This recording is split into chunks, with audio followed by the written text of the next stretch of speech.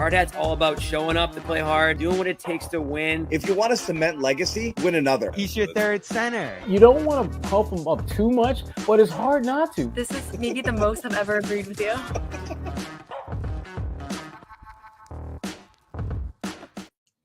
Hey, Bobby Manning here. Welcome to a Monday edition of the Garden Report. Noah's back. You haven't been on in a minute, Noah. I haven't? I don't think so. I didn't even notice.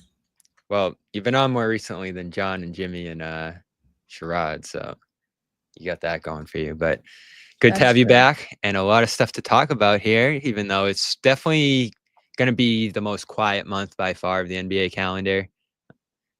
People are going away. I don't even think anyone's around in these front offices and stuff right now. So I don't know how much we're going to actually get in terms of news on the Celtics front this month, but there is a roster spot open. Training camps 2 months-ish away. And we got some big WNBA news, so I want to talk to you about that. I want to talk to you about some of the other stuff floating around that we've talked about over the last couple of weeks here. Gary Washburn is going to join us as well in a little bit here. So we have a report from you that Charles Bassey still interested in signing with the Celtics, not going overseas. We're still waiting on ownership approval right now on the Celtics front. This is the Ben Simmons stuff. We can keep debating that. Simons Niang, we're still waiting to meet them. And what's the other thing? Oh, yeah, the Sun might be moving to Boston. We got so excited about that, and now it might not happen, at least in the near future here. So a lot going on. We're going to hit on all of that and more over the next half hour or so here. So let's start with the Bassey thing. No, I know you did a podcast on it already on You Got Boston. I've been mildly intrigued by him since we first saw him in Summer League, and I like the idea of bringing him to training camp. But for some reason, it just doesn't feel super likely. And I don't know, where are you at it now? I know that's how you felt at one point. Do you feel like it's more likely now because of his interest? Yeah, I don't get the sense that it's super likely. I don't think it's ruled out yet. The thing with Bassey, it was kind of interesting. You know, he was a last-minute addition to the Summer League roster, so much so that we were all in Vegas and we were like, who is that guy? Because he's not on the roster that we currently have. I said it in Boston. I was like, yeah, who is and that so guy? So he was a last-minute add, and he didn't go through the first day of live practice, went through the second day, played 3 games. I would say it was probably the Celtics' best player, on their Summer League team, and I think he just showed that he was an NBA player. And, 4 years in the league, he looked a little bit above the rest of the bunch, and that's to be expected. But I think the question with him is, like, where are things right now? We've seen a lot of good players go overseas, guys that were fringe NBA players just this summer alone. Lamar Stevens, O'Shea Brissett, Lonnie Walker, all those guys are committed now to playing overseas. We lost Lamar again. Just thinking about the guys that have been through the Celtics over the last few years, like, it's just really hard to carve out an NBA career when you're one of those fringe guys. Guys like Svi Mykhailiuk, like, being able to stay in the league is a huge accomplishment when you're borderline not playing kind of year after year and finding spots in the rotation. So with Charles Bassey, yeah, he's on the roster for next year. So with Charles Bassey, my understanding is that the biggest concern around him around the league is the injury history, which you can Google his Wikipedia and read through everything that he's been through: torn ACLs, broken patella. He sprained his MCL in the middle of last season and missed the rest of the year. So that's the big thing that I think was holding some people back. But from a basketball standpoint, like, I think would be a great flyer as a backup big. And so, you reported that Neemias Queta, had a knee surgery this summer, just kind of further reinforces this question around, like, do they have any insurance if he goes down? Right now, it's just Luka Garza. And so I think he would be a great flyer, but right now they would be over the second apron if they were to sign him in the 15th roster spot. So I expect if it's going to be him or anybody else, there's going to be more moves coming before that spot's filled. So from my perspective, I don't think the second apron's the problem. I think having 15 guaranteed guys is the problem. And so if he comes in, I feel like it's a matter of who goes out. And what's crazy? I was thinking about the center room, and I was writing about it the last few days, and I'm like, okay, Queta, probably the starter. Garza's probably the backup. and then you got Amari Williams. And I was like, it doesn't feel like a lot of centers. And I forgot about Tillman. Like Tillman's in that mix still too, even though he hasn't played since like November. We have to consider him here as well and where he's at physically. And obviously the fact that they haven't made a move in that front court yet probably makes me feel okay about his health going in this year, not his productivity and his ability to actually impact them at the 5. I don't know. We just have to see it first, but he's in the mix there too. So, the one thing that was said to me, and I actually agree with it, is as good as he was and as dynamic as he looked at times during that summer league run, does he bring something different than the guys they already have there? Like, his skill set's pretty overlapping with Queta's. I think Queta's a better player. Tillman, more switchable, I'd say, at his best where we've seen him. Garza, who knows? Again, we haven't watched too much of him in the NBA level at this point. So I feel like Bassey's probably a little bit more of a proven player than he is just based on how much NBA basketball he's played. So my thought on him right now is if he'll take a training camp invite, similar to Lonnie Walker the other year, and I feel like this is almost Walker all over again. I'm cool with that. I think that's a good idea. I don't know if he's willing to accept that. Maybe he is if there's no other offers out there. And obviously, like you said, he's interested in being with the Celtics rather than going overseas. So I feel like that's probably the leverage they need to get him to sign a training camp deal rather than a guaranteed deal. Maybe a non-guaranteed deal he would sign. But other than that, like, who goes if he comes in? Because I can't imagine when they cut JD Davison, they saved like $14 million in tax. I can't imagine they'll start the year committed to that much in salary plus tax. I know you can change that as the year goes on and you don't pay the tax bill until the trade deadline passes necessarily, but we've seen this team like the whole career. You've covered the team, the whole career I've covered the team. They don't carry 15 guys into the league. I mean, into the season. So I feel like if he's here, someone else is going. Yeah, and I think my expectation this whole offseason has been that there are more moves coming. That gets increasingly less likely every day just because we're kind of working against the clock here. But that's still my expectation that they're going to shed a little bit more salary here ahead of the season starting, or at least ahead of the deadline. Maybe that happens as a mid-season trade. But yeah, they're not going to add him if he ends up being a $14 million a year guy because of the luxury tax. I will just say on the question around his skill set, like, there is something to be said for the fact that if you only have one guy that's a serviceable rim protector, rebounder, kind of checks your classic boxes as an NBA level big, that's a lot of pressure to put on Queta, who is still a little bit of a question mark and also had surgery. So there's quite, just that anytime you're talking about a guy that's that size, like, the injuries are a concern, are a question. And so to me, it would be less about like you need him for your rotation and more about just getting some insurance, because if Queta goes down with an ankle sprain and misses a couple weeks, like, what's your big man rotation then? Tillman's had a lot of health issues in the past as well. I understand that winning is not the number one priority next year, but you still want to have a serviceable front court. So that's the question. I just look at his per 36 numbers last year. He averaged per 36 minutes last season was 15.1 points, 14.6 You're on the rebounds, per and 2.9 36 blocks. bandwagon now? That's No, always been I'm my not thing. really.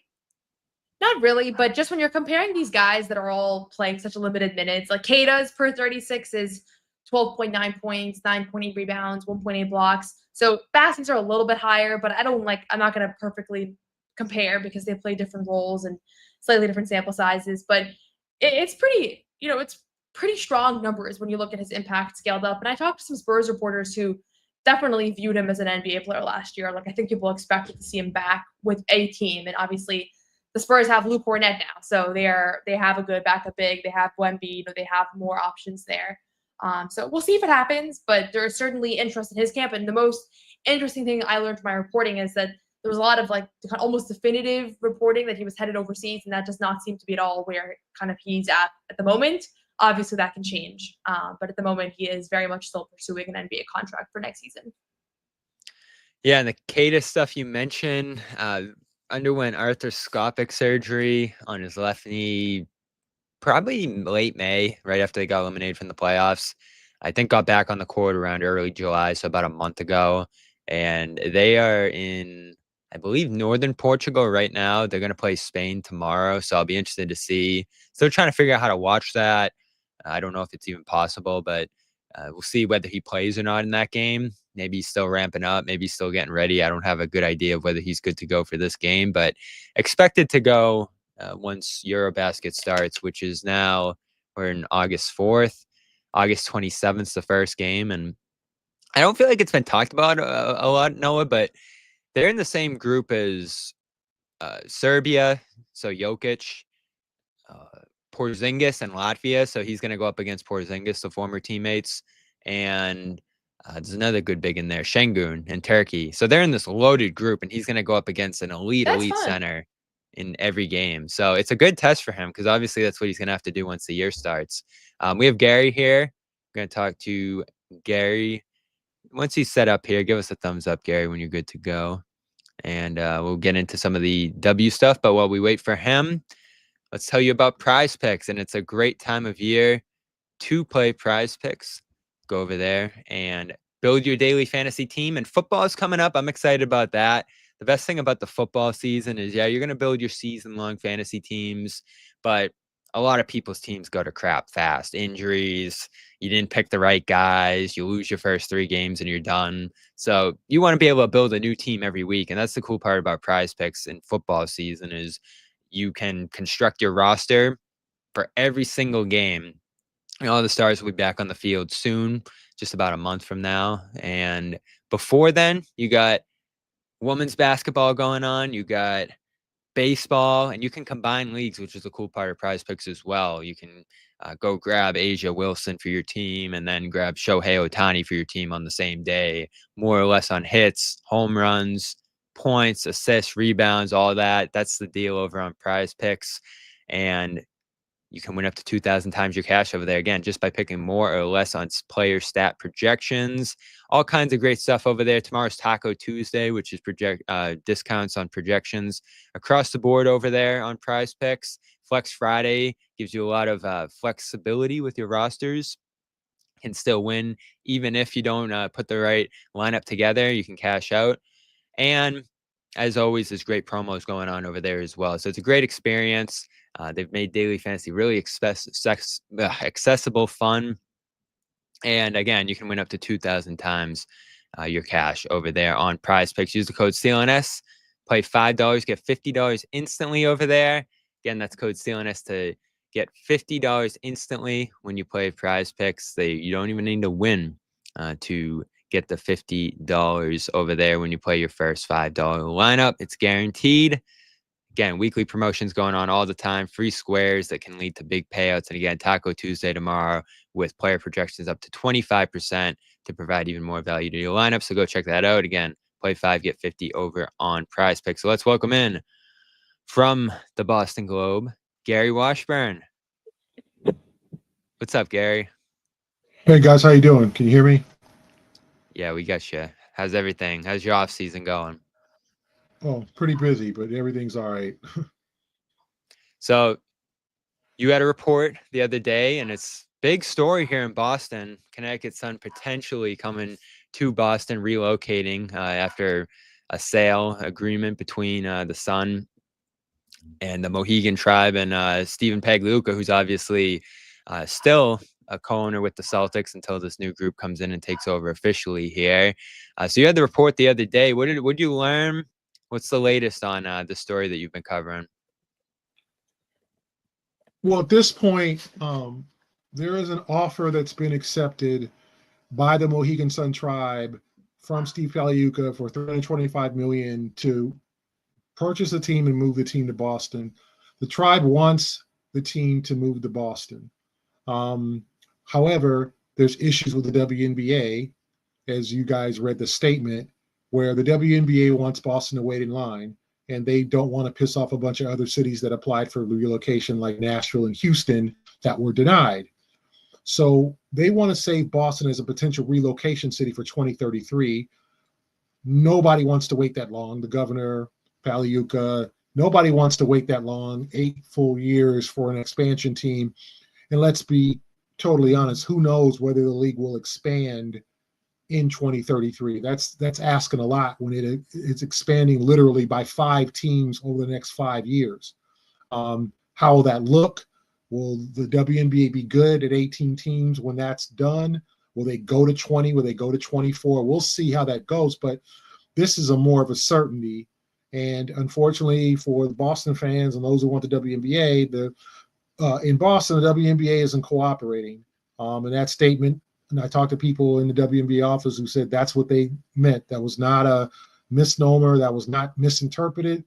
Basically, the Celtics are going to have to wait in line. I'm sorry, the Celtics, the Sun, new Sun owners will have to wait in line. Boston will have to wait in line to get a new WNBA team. And no, they did not apply for relocation. There's two reasons for that. Oh, sorry, apply for expansion.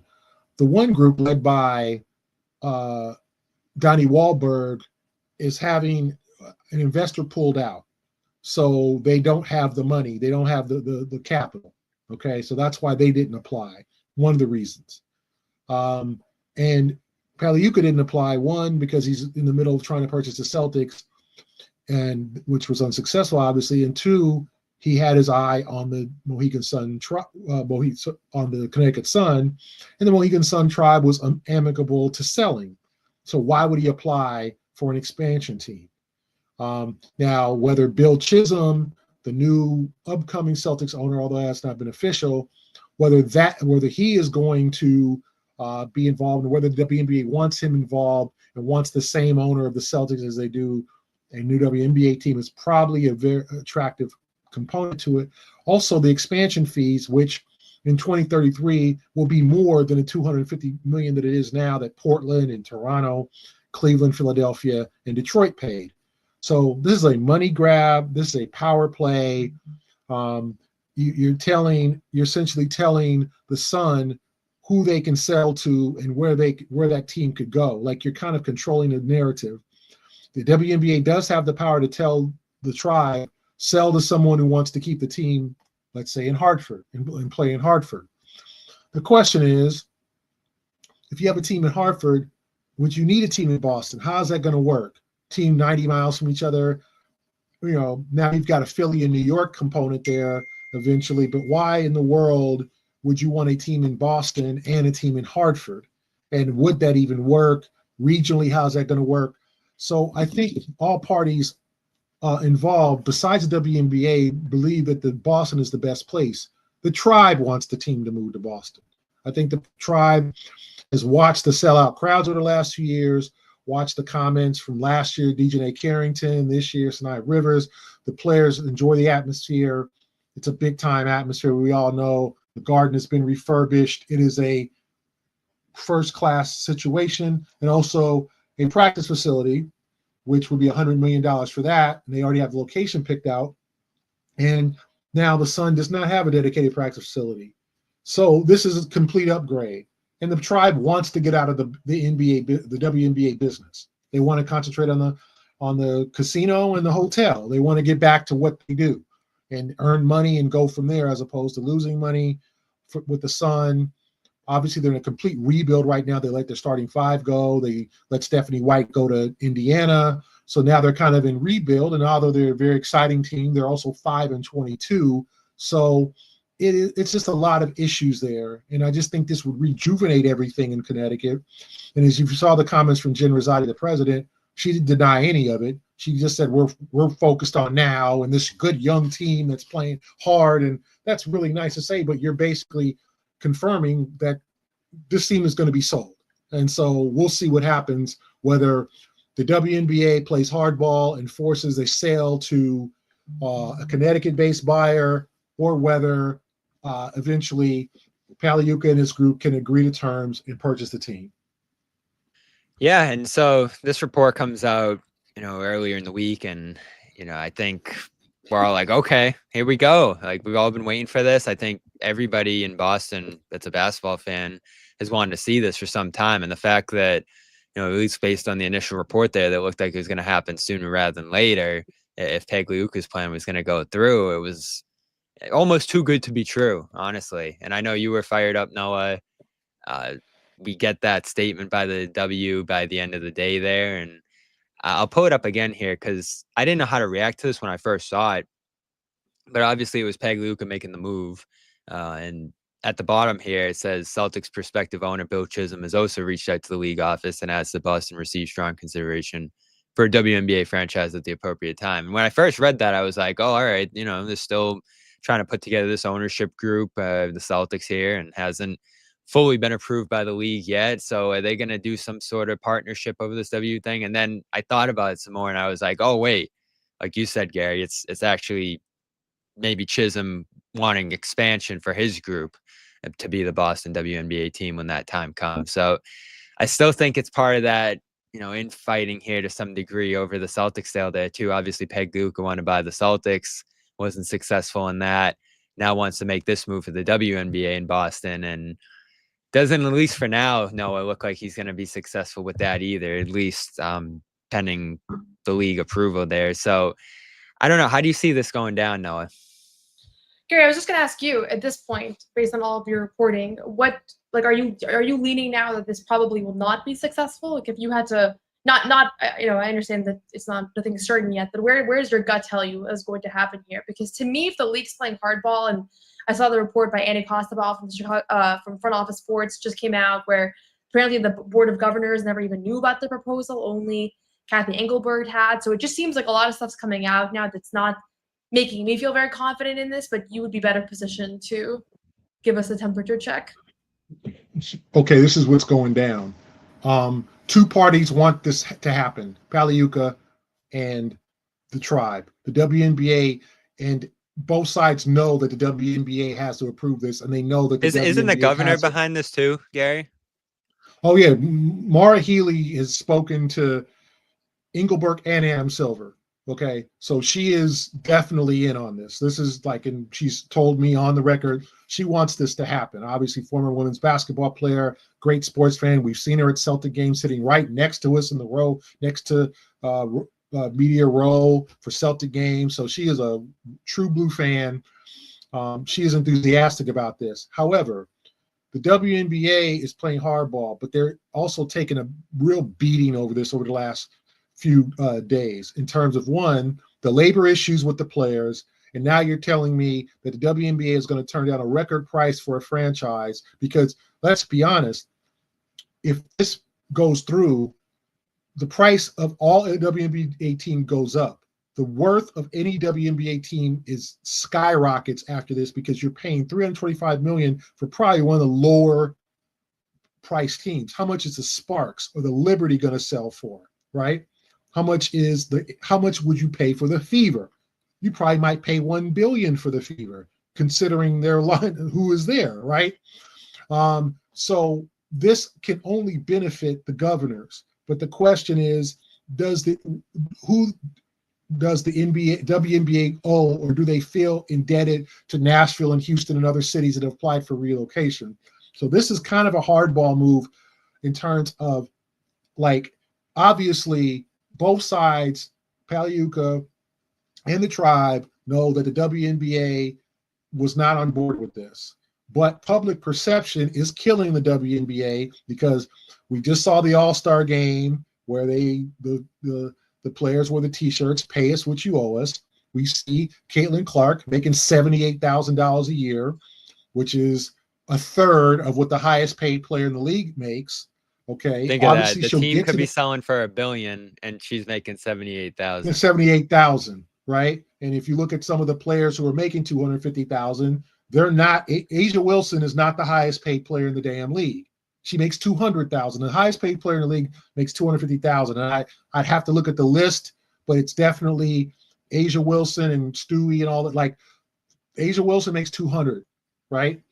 She's not the highest, but if your highest paid player in the league is Nafisha Collier and Asia Wilson and Breanna Stewart, and then you're good. But that's not the case.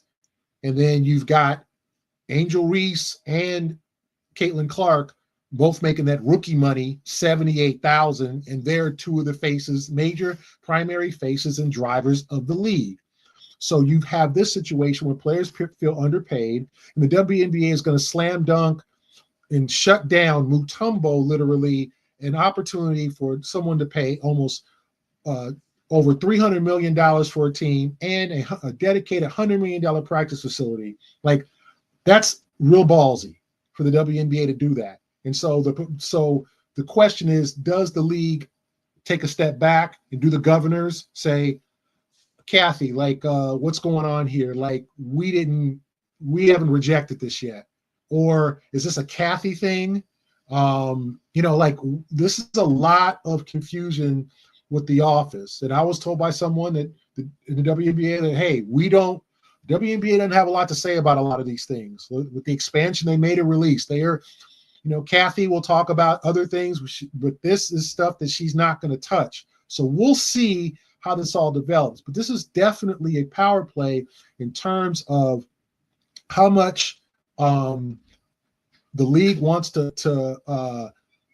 have an impact and influence on this purchase. Obviously, they do. If not, this would have already been agreed upon. And the other thing, The other thing, real quick, though, is that like we said all along, you might have mentioned it, Gary, that like Connecticut and Boston just doesn't make sense together if they're going to go the expansion route down the line. So relocation, beyond all the other things you said there, just makes so much sense instead of having two teams a couple hours from each other, Noah. And that's why it never made sense to me that the league is penalizing Boston for not putting together an expansion bid when that was never realistic. Like, there was not going to be two teams on NBC Sports Boston broadcasting games, right? So, like, I understand why they waited for the route of selling, because it was very obvious the Mohegan Sun Tribe was not going to own this team long term, even before it was officially for sale. I think a lot of people speculated that was around the corner for some years now. The thing that I wonder about is that Kathy's brought up Houston on her own accord multiple times as like kind of the next up team. I think this was at the draft or an all-star. Like, there's been a couple of press conferences where Houston has come up.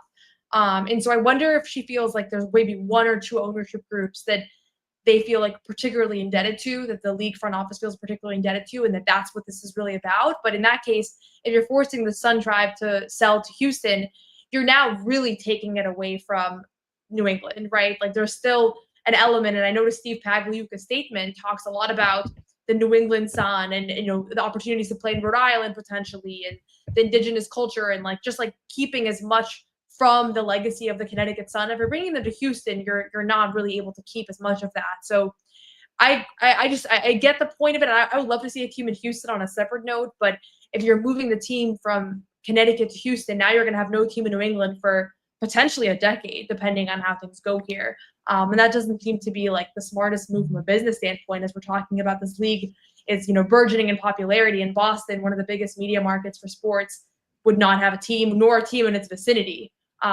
for really the prime years here. So I don't really know what's going to happen, but I'm hopeful that just that alone and the public pressure is enough to kind of force the league's hands a little bit. I don't think the WNBA just, and this whole thing isn't making sense. You decide to expand to Detroit, which has lost a team. That team moved to Tulsa. You decide to expand to Cleveland, which lost a team, the Rockers, which disbanded. And like, so Philadelphia, okay, like I've never seen Philadelphia as a women's basketball hotbed. Like maybe Penn's been, had good women's teams. I'm not sure about, I know Dawn Staley was at Temple for a while. I've never seen like this, really push for women's basketball. Hey, maybe it is, but I just thought the cities that were chosen was kind of like a do-over. Okay, Cleveland, like I said, like Cleveland, like why Cleveland, why Detroit when they've lost teams already? Now you're penalizing Boston. And then Houston, 4-time WNBA champion, one of the great franchises in the first decade. They should probably do a 30 for 30 on that team. I mean, all the talent it had, obviously the Tina Thompsons and Cynthia Cooper's, just the first dynasty in women's professional basketball. And their team folded, right? Like the Las Vegas Aces moved from San Antonio. This is a team that's had relocations. The Sun moved from Orlando. Like this is what happens, right? And it's interesting to me that the WNBA is like, no more relocation. Like what? Like this and is we're talking about happens. Like what, 12 teams in the mix here? Like how much expansion is actually going to happen? The Sacramento Monarchs folded. The Utah Stars folded. Like you've got to find particular places to have these teams in the market. obviously the greatest move, and I think what maybe the WNBA is targeting is like a Golden State situation where obviously the Warriors owners own the Valkyries. The Valkyries have been wildly successful. I don't know why it took 20 plus years for the WNBA moves into the Bay Area, which, you know, my alma mater, Cal, is a pretty decent team. Stanford has been a power for years under Tara Vanderveer. Now they're kind of in the struggle mode, but it's always been a really good women's basketball. And they they put a team in Sacramento.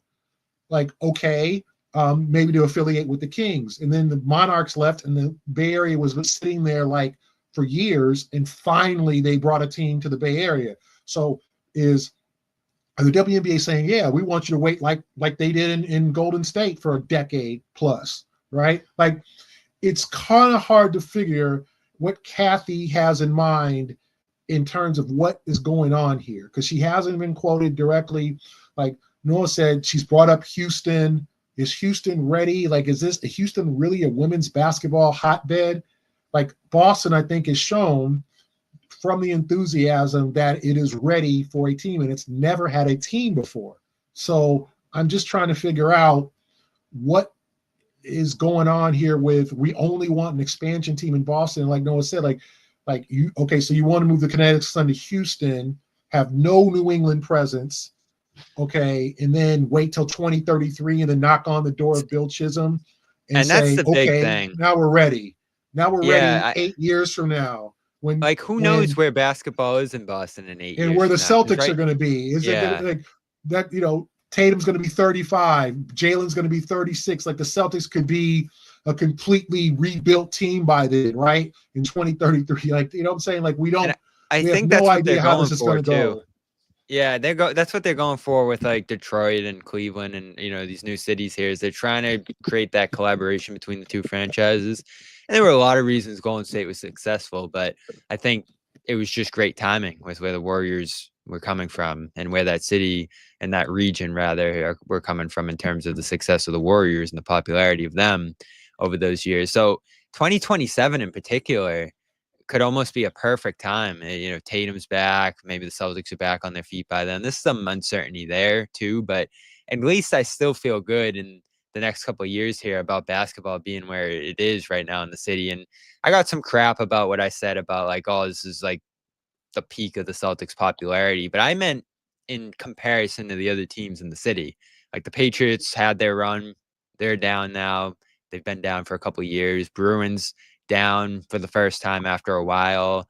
Red Sox, I mean, specifically them, being that they're the other team that plays in the summer, they haven't been super relevant, at least compared to their past, for 5 years now. So this is like a great time in the city to me, Noah, that this could really work. And when you're talking about moving into the Garden, when you're talking about making that big of a leap in terms of trying to draw in like that many fans every single night during a season, the two factors to me are that, like, the popularity of Boston basketball in Boston at that moment, and then obviously where that franchise is going to be at. And that's the big thing too, because obviously they're rebuilding now and probably going to be in a little bit of a better spot by 2027, but they're going to have to, if this is the plan here, be in a good spot as a team to really hit the ground running there. And obviously this year has been pretty rough. Well, I'm thinking, Bobby, and no, I'm sorry. I'll just say this real quick. I'm sorry.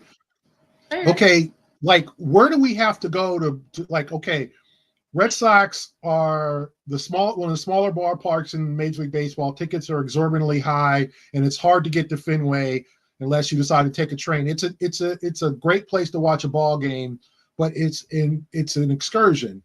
If you want to park, it's going to be if you want to park, it's going to be at least $50, just like the Garden. So, like, do you want to go to the Red Sox? And then there's not many options in the summer.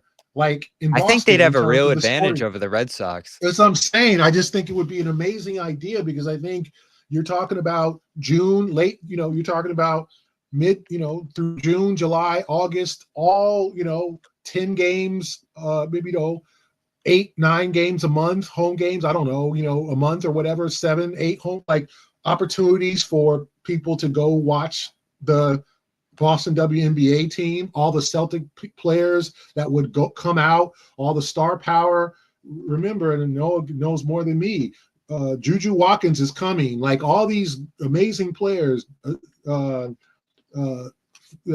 from Connecticut, she's coming. Like the league is only going to get better and more star power.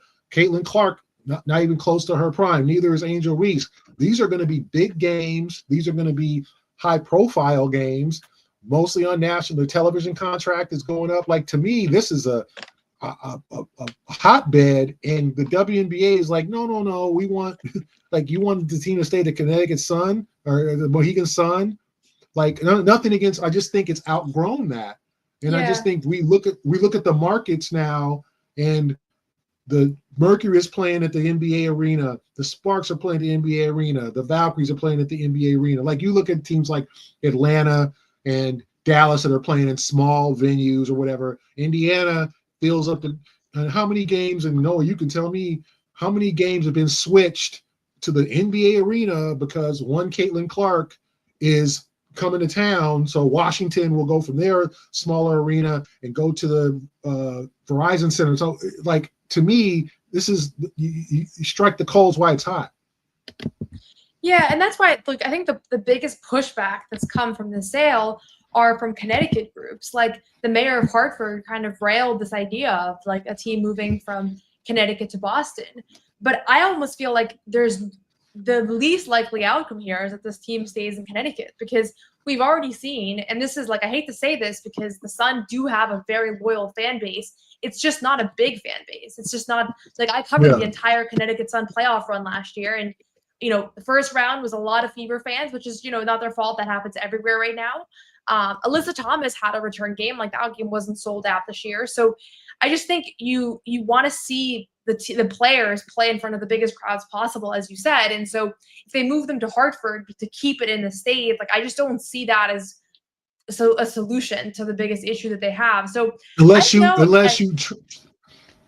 like draft Fudd and like 3 UConn players and put them in the starting lineup, and like I was down there for that like, Page game, and it was just all UConn like starts. Not to sorry to cut you off, Noah. Like that's the only way I think that gets popular is you put 3. You basically make it Team UConn. Like to me, yeah. And so I wonder, like, I really like the idea of saying, and this is more extrapolating from Pagliuca's statement than anything that I've heard, but like keeping this team with like really strong New England ties where there are still maybe a couple games in Mohegan, maybe they play a couple games in Providence, but like really leaning into this idea that like, yes, Connecticut was there before everybody else. I think they deserve credit for that. Like women's basketball is beginning to be profitable now, but the Mohegan Sun Tribe were investing in this sport long before Caitlin Clark and Angel Reese and before it was cool.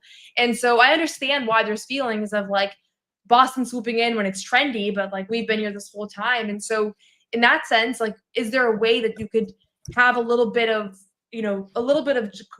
collaboration here? And the fact that the tribe picked this ownership group and it seems like they're on board makes me wonder if they see value in keeping everything local and being able to still have that synergy. And maybe you do have an annual Mohegan Sun game and, the fans from UConn, it's different than Houston. Like you can still support this team and it's still your regional team. So I just don't think it makes sense from that standpoint to move to a completely different part of the country when you have everything. The offer.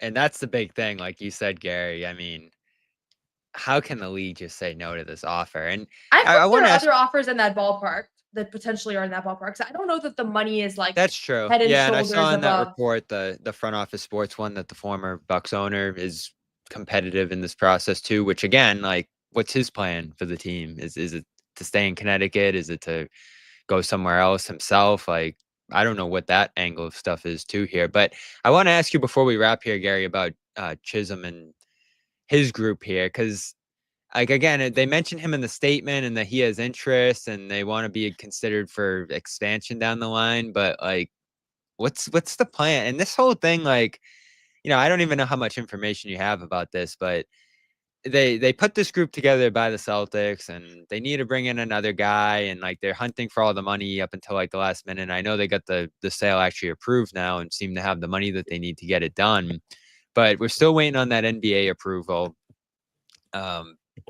I don't know what their plan would be to expand to Boston and if it's even feasible at this point. But again, that was so interesting to me that like Pagliuca gets in, he makes that agreement.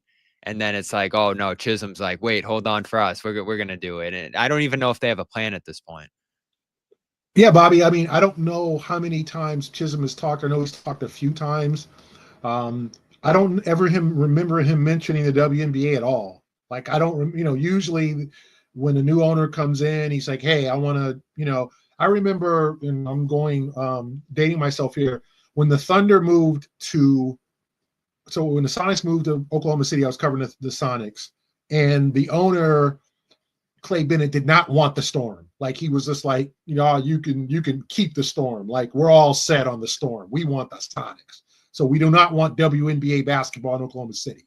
So basically, he worked out an agreement, and, I think that probably one, he was extremely unpopular in Seattle, understandably, but it kind of softened things with the Seattle folks to say, hey, we will work out a deal so you guys can keep the Storm, because we have no interest in bringing the Storm to Oklahoma City. I don't know how women's and maybe obviously with Oklahoma having a very good basketball program, maybe it would have worked eventually. I don't know, but he kind of schmoozed it to where he worked out and got new owners for the Storm and sold it in very reasonable price and moved on.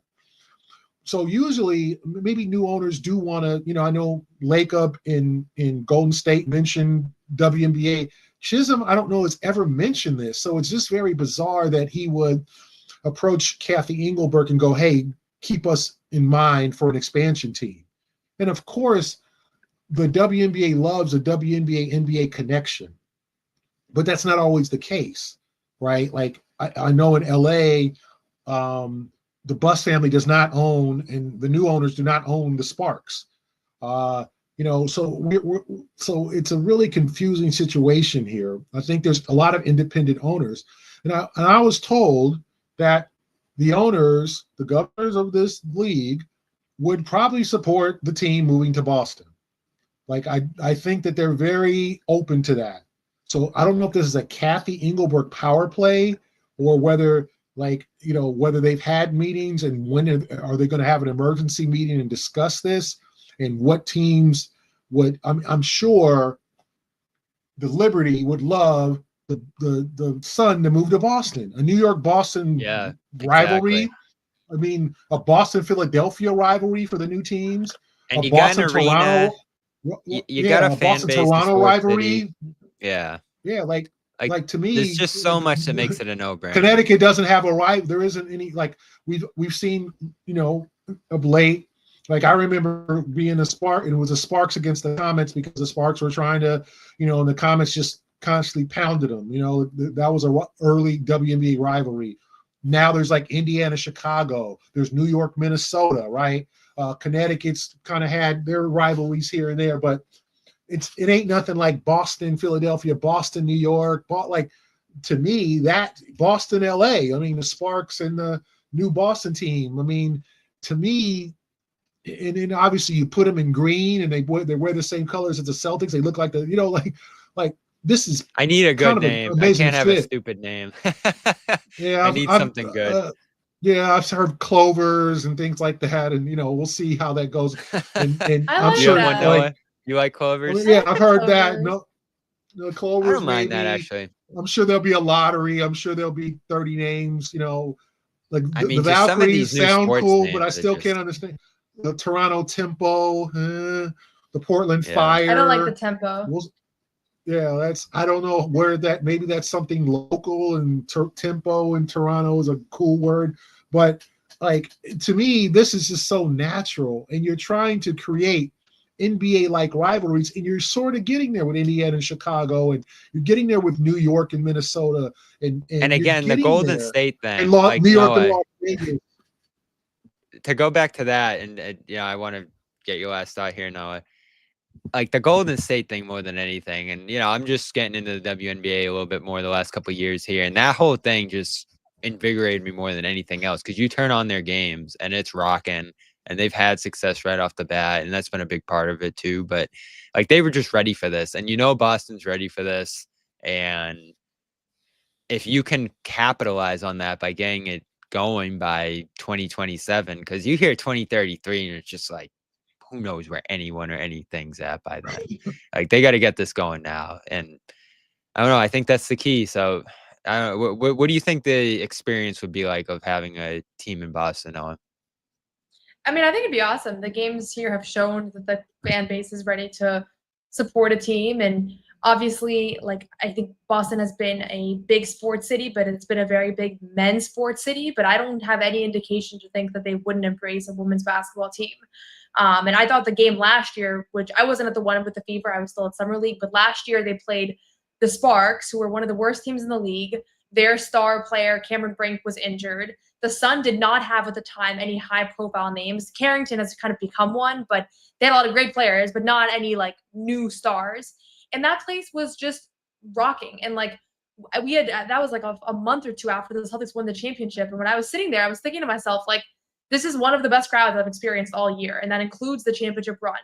And so in that moment for me, as somebody who's lived in Boston my whole life, and when I was raised as a huge Celtics fan. Everybody here knows that. And I did not even really know about the WNBA as a kid because there was no team in Boston, and I was Boston everything. And so I think that there's a lot of people in my position that are like, big Celtics fans that grew up like loving the sport. A lot of girls play basketball, and I think that it would just be great to have like in a big market.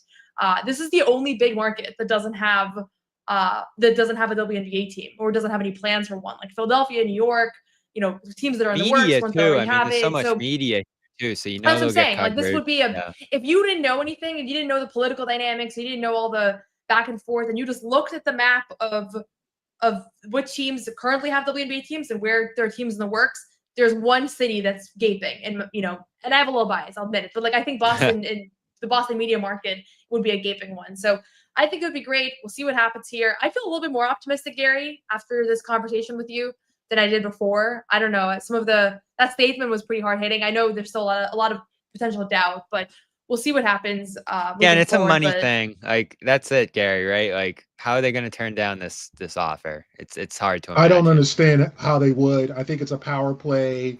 I think that maybe Kathy has made promises to potentially other cities.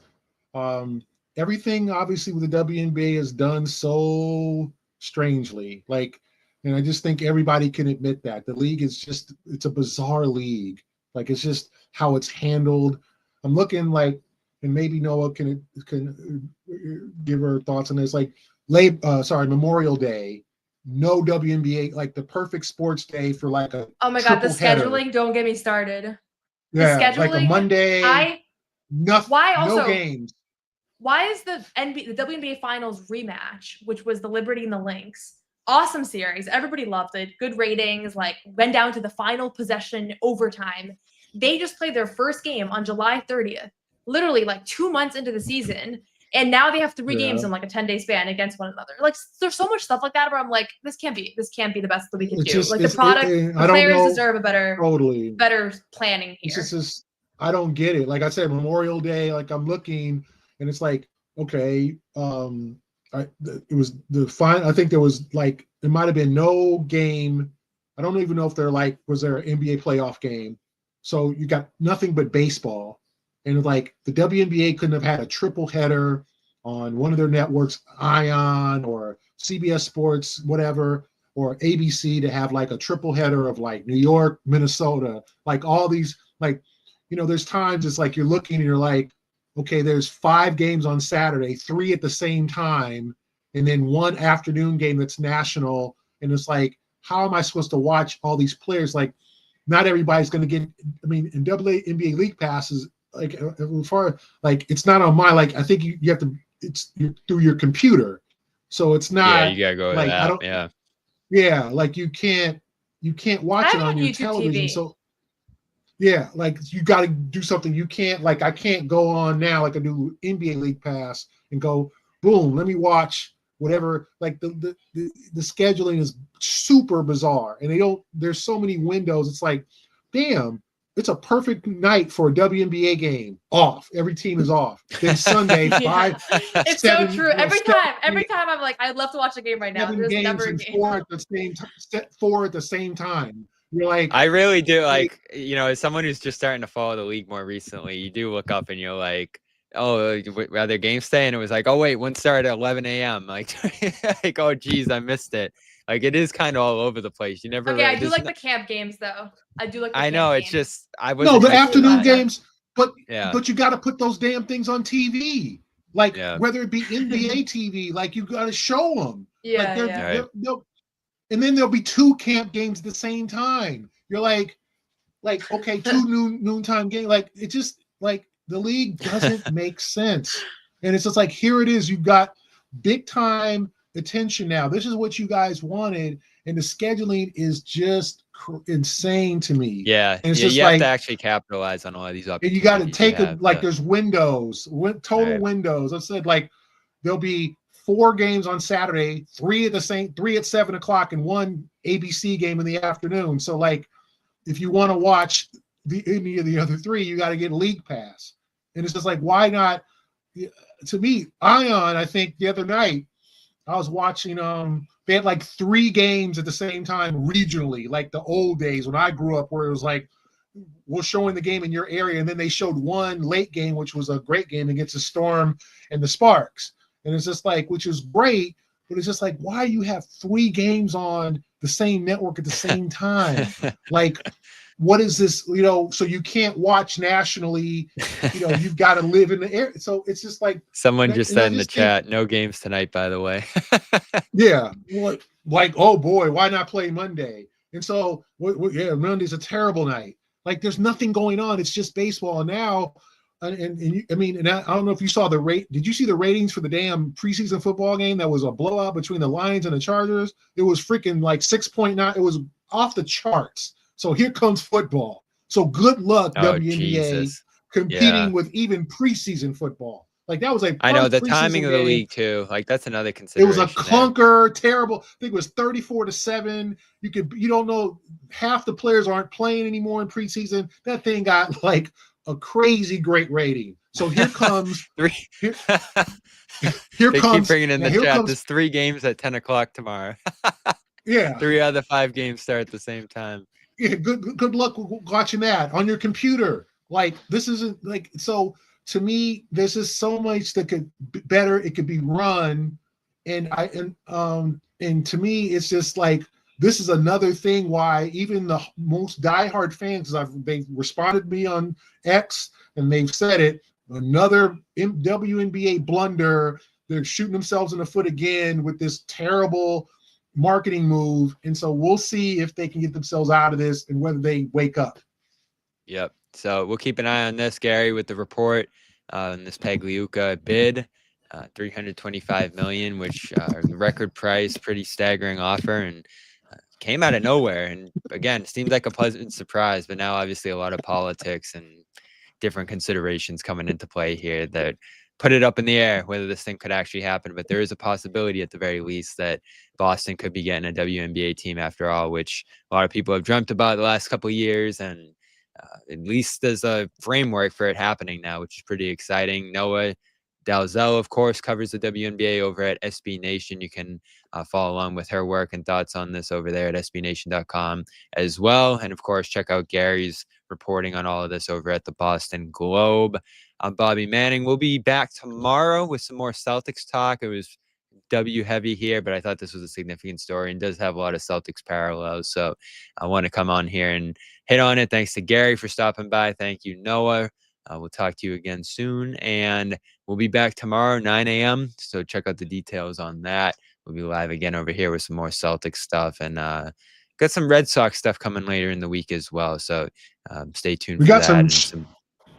We got some apparently Shams is starting to release some of the early schedules, so that's something for Celtic fans to. Is that out right now? Yeah, I think he released the first 2 games. Oh no! That was a scam. That was a scam, Gary. Oh really? That's scam, Sharania. Come on, wow! Gary. My bad. I just saw a schedule of games. My bad. Sorry, Celtic fans. We'll have to wait. Still recording. I asked Noah this earlier. Another 10. Real quick, Gary. I asked Noah this earlier. Do you think the Celtics will play on Christmas this year?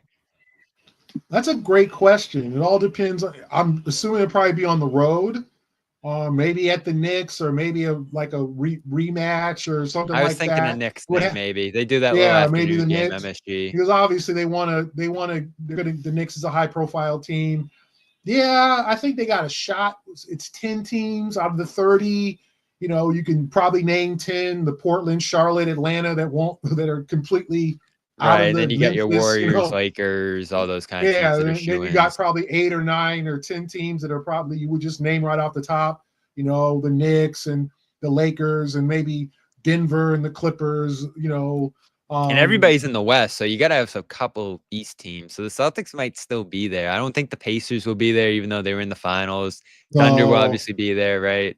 I guess the only teams I was thinking that could maybe push them out are the Magic, who I don't think are there yet, and maybe who's the other team I mentioned, Noah, that could be in the mix there? Rockets. I'm interested to see if the Rockets get in there now that they have KD. So I don't know, but that was something I thought about earlier. We will have the schedule coming later this month. And again, thanks for everybody for stopping by here. Check out all our Pats coverage over on Patriots Press Pass as training camp continues here. All the guys are back at it down there in Foxborough again today. Check out Gary's Big 3 podcast over there where they talked about, I'm sure, this and more today. That'll be coming out soon. And of course, Bruins coverage as well over at Bruins Rinkside. So check out all our content here at CLNS Media and Celtics All Access. Turn on the notification whenever there's breaking news. We'll jump on here and talk about it.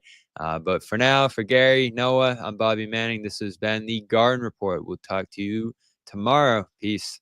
No one's sneaking a vegan brownie by me, I'll tell you that. Okay, you know what, John? We're going to do it. You have to feel that way too, Bobby. I have to feel that way. Let's Yeah. fly out over and make Luke your first center. Bobby, we gave you Luke hour early. We're not going to end this on a damn conversation about Luke